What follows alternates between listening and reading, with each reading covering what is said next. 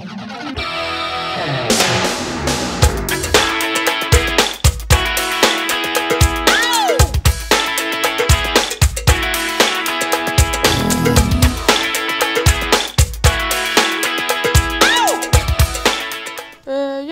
så er timen startet, og vi skal se en lille film, og den starter nu.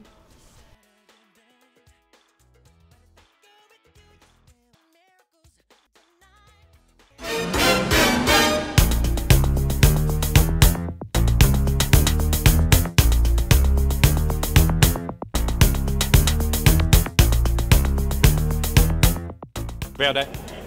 Gang om ugen. Hver dag. Det kan være det. Hver dag.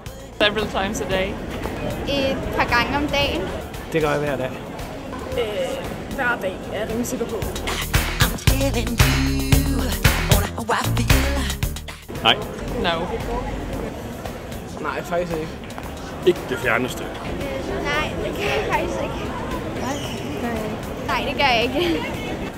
Overhovedet ikke. Nej, det er ikke. Er det noget? Er det det? Eller er der noget med begge?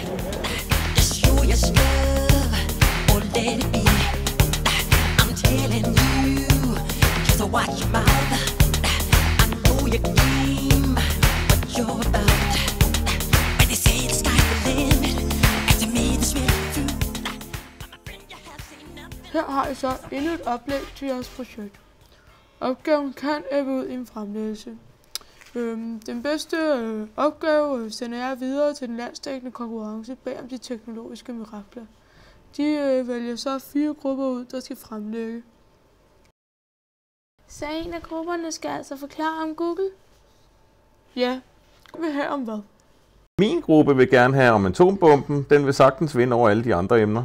Nu må jeg gerne bare starte med arbejdet. Jeg ved, der er fysik, kemi og nok også en smule matematik bag atombomben. Men hvem tænker til dagligt over, hvordan Google fungerer?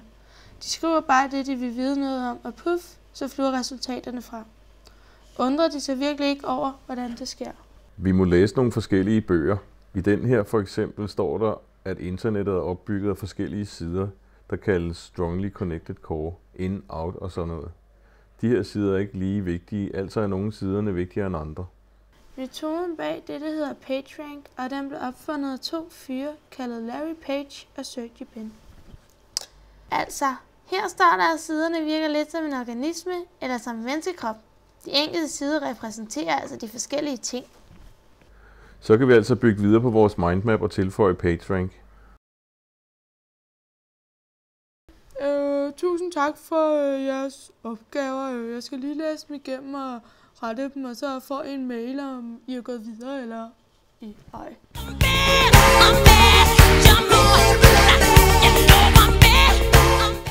Vi arbejder med den absolutte søgemaskine Google.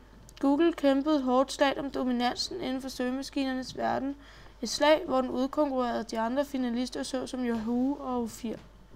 Google blev opfundet af Larry Page og Sergey Brin. De fandt en metode kaldet PageRank. Denne metode går ud på at finde ud af, hvilken en af internetsiderne, der er vigtigst. Man kan altså se på internettets anatomi. Hvilken en af siderne er vigtigst? Denne svarer til hjertet i menneskekroppen. Den anden vigtigste side kan svare til lungerne osv. Man kan se internettet som en menneskekrop. Nogle af siderne er vigtigere end andre, ligesom nogle organer er vigtigere end andre. Man kigger på, hvordan de forskellige internetsider ranker til hinanden, når man skal bestemme den vigtigste side. Man kigger på de indbyrdes forhold mellem siderne. Hvem linker til mange, svarer til hvem kan lide mange, og hvem linker til få, svarer til hvem kan lide få. Den måde, som internetsiderne ranker til hinanden på, kan ses her på illustrationen.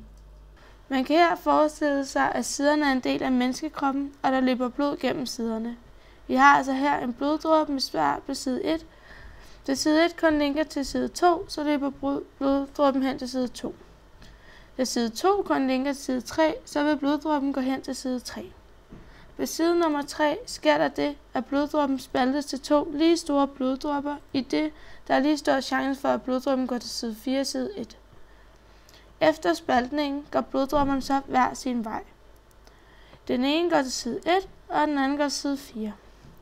Når de så skal videre igen, så bliver den bloddråbe på side 4 spaltet til 5, da den her har 5 steder at gå hen, og sådan fortsætter det. Hvis man så bliver ved med at lade blodet køre rundt og dele sig osv., så vil der til sidst være en bestemt brøkdel af blodet på hver side. Denne brøkdel vil være det samme hele tiden. Når det der sker, så vil mængden af blod på de forskellige sider se således ud. Vi kan altså her se, at der er mest blod på side nummer 3. Denne side svarer altså til hjertet. Den næste vigtigste side er så nummer 2, og så videre. Bloddråbens vandring hen over siderne kan beskrives ved hjælp af en matrix, som ser sådan her ud. Ved at justere lidt på matrixen via nogle metoder, som Google anvender, så vil den til sidst låses fast og angive rækkefølgen af siderne. Altså, hvilken en af siderne, der er vigtigst. En af justeringerne, som Google anvender, er Google-matrixen, som gør, at matrixen gange med sig selv 50 gange giver samme resultat som matrixen gange med sig selv 70 gange. Hele den her metode kaldes PageRank, og det er den, som angiver bloddråbens vandring gennem nettet.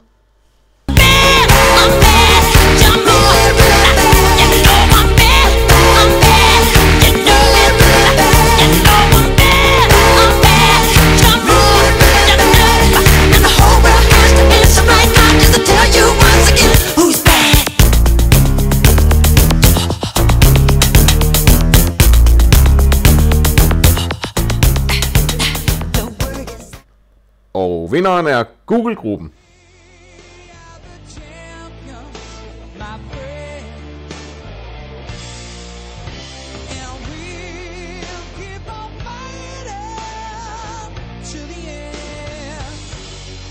Nu har jeg så styr på en af de teknologiske apparater, som jeg anvender i dagligdagen. Men hvad med de andre, såsom mobilen, computeren, komfuret, toget osv.? Hvordan virker disse? Kan det virkelig passe, at mennesker nu til dags har vendet sig til alle luksusgoderne, og ikke engang gider at bekymre sig over, hvordan tingene virker? Det tror jeg. Hvad synes du?